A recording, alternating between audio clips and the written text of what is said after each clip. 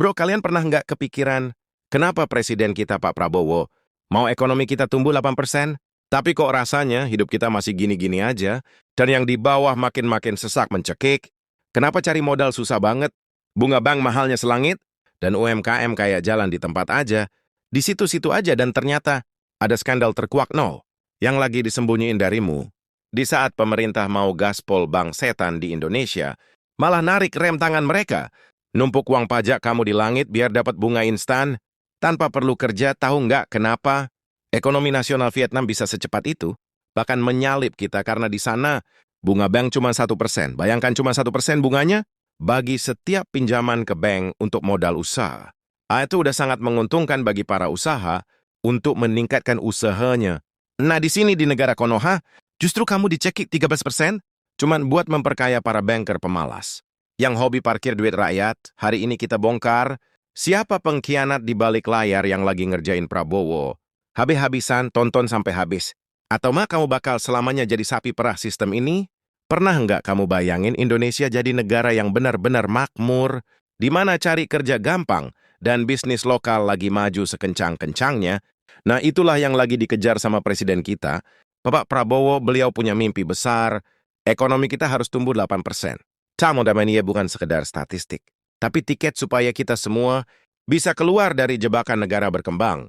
Masalahnya untuk bikin ekonomi lari kencang, kita butuh bensin. Bensinnya adalah uang yang berputar di masyarakat. Harapannya, bank-bank di Indonesia menyalurkan modal ke pasar, ke warung-warung, ke pabrik-pabrik, supaya roda ekonomi mutar. Jadi ada perputaran uang di masyarakat, tapi faktanya yang terjadi di lapangan sekarang, justru sebaliknya, bensinnya malah ditimbun di satu tempat khusus. Ada kondisi aneh yang lagi terjadi sekarang. Di saat pemerintah mau gaspol ekonomi negara, perbankan kita malah kayak narik rem tangan. Uang triliunan rupiah yang harusnya mengalir ke kantong rakyat, dalam bentuk modal usaha, malah disembunyikan di tempat yang aman. Biar bank dapat untung sendiri tanpa perlu capek kerja. Benix dalam channel YouTube-nya bahkan sampai bilang, kalau Prabowo ini lagi dikerjain habis-habisan, sama sistem perbankan kita sendiri. Bayangin aja, pemimpinnya mau rakyat sejahtera, tapi lembaga keuangannya justru malah lebih asik main aman di atas. Ini yang bikin target pertumbuhan 8% itu sekarang bukan cuma sulit, tapi terancam gagal. Total kalau cara mainnya nggak diubah. Kenapa ini bahaya buat kamu?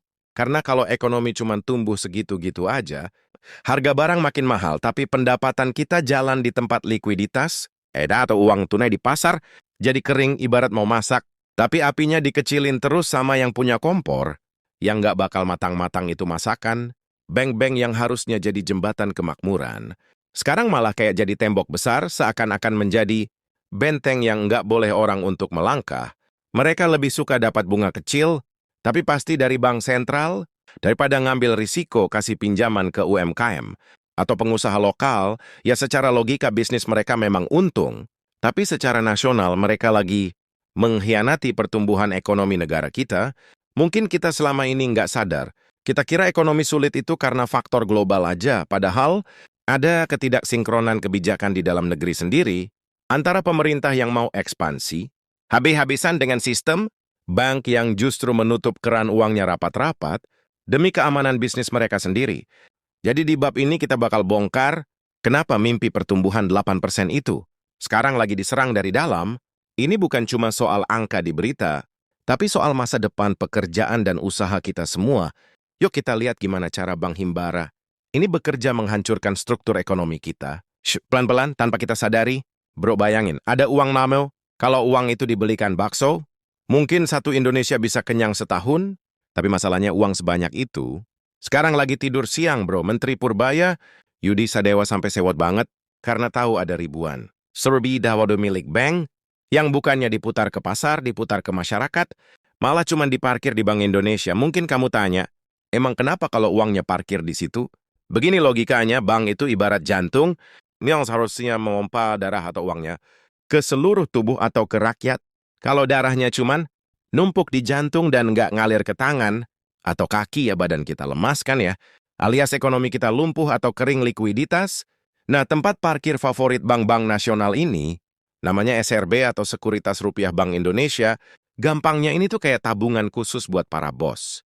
Bank mereka punya dua pilihan, Kucurin uang itu ke kamu buat modal, usaha dengan resiko gagal bayar dan lain-lain, atau memilih titip ke Bank Indonesia yang bunganya gede dan resikonya 0%, tebak mereka pilih yang mana jelas?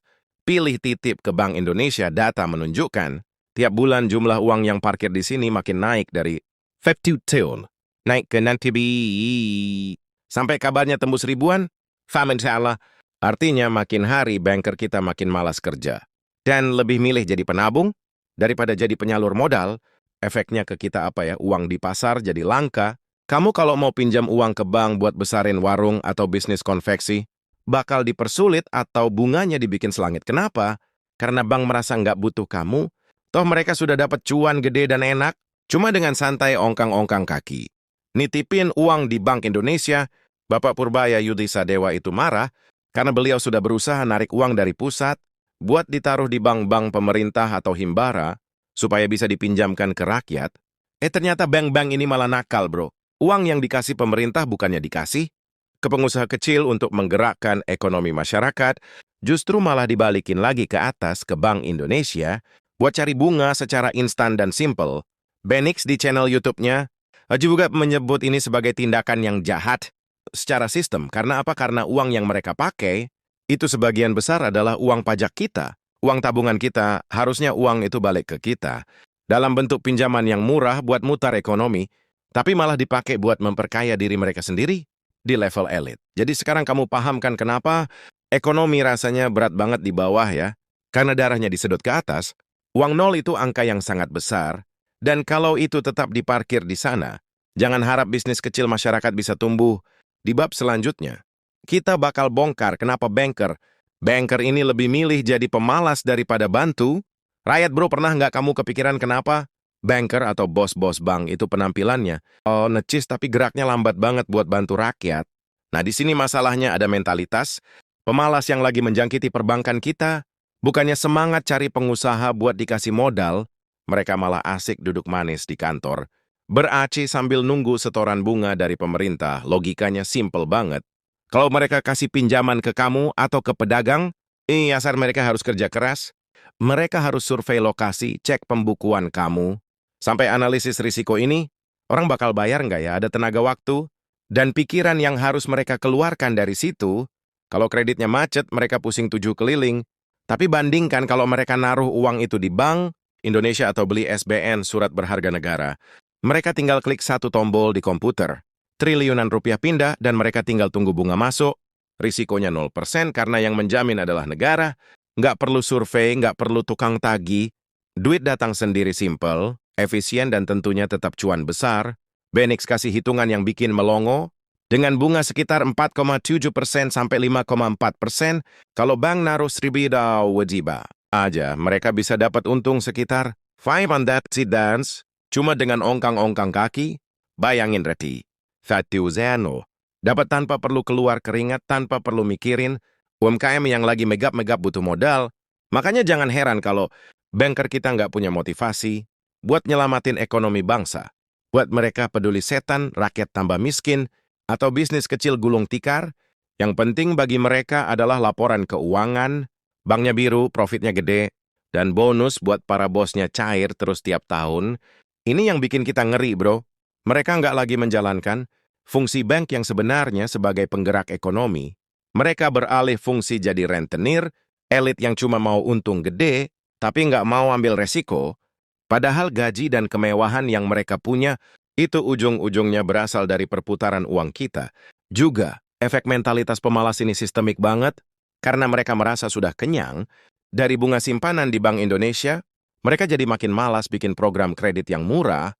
Buat rakyat, mereka malah pasang bunga kredit yang tinggi banget buat kita, tapi kasih bunga tabungan yang kecil banget, menang banyak kan mereka. Jadi di bab ini kita bisa lihat, kalau musuh ekonomi kita bukan cuma faktor luar, tapi juga mentalitas. Cari gampang dari orang-orang yang pegang duit negara. Mereka lebih milih kaya sendirian daripada tumbuh bareng rakyat. Di bab berikutnya, kita bakal bahas sisi yang lebih gelap, gimana uang pajak kamu justru dipakai buat bayarin bunga ke bank. Bank balas ini, bro, siap-siap. Tarik nafas dalam-dalam ya, karena bagian ini benar-benar nggak masuk akal buat orang waras. Kamu tahu kan, tiap hari kita bayar pajak, beli pulsa kena PPN, beli makan kena pajak, Sampai gaji pun dipotong pajak, harusnya uang pajak itu dipakai buat bangun jalan atau sekolah, tapi faktanya, uang itu malah muter buat memperkaya bank. Bank setan ini begini skenario gilanya. Menteri Purbaya punya uang ratusan seribu di kantong pemerintah, yang asalnya dari pajak kita. Semua uang itu ditaruhlah ke bank-bank pemerintah atau himbara supaya dipinjamkan ke rakyat, tapi seperti yang kita bahas tadi, bank-bank ini malah ogah.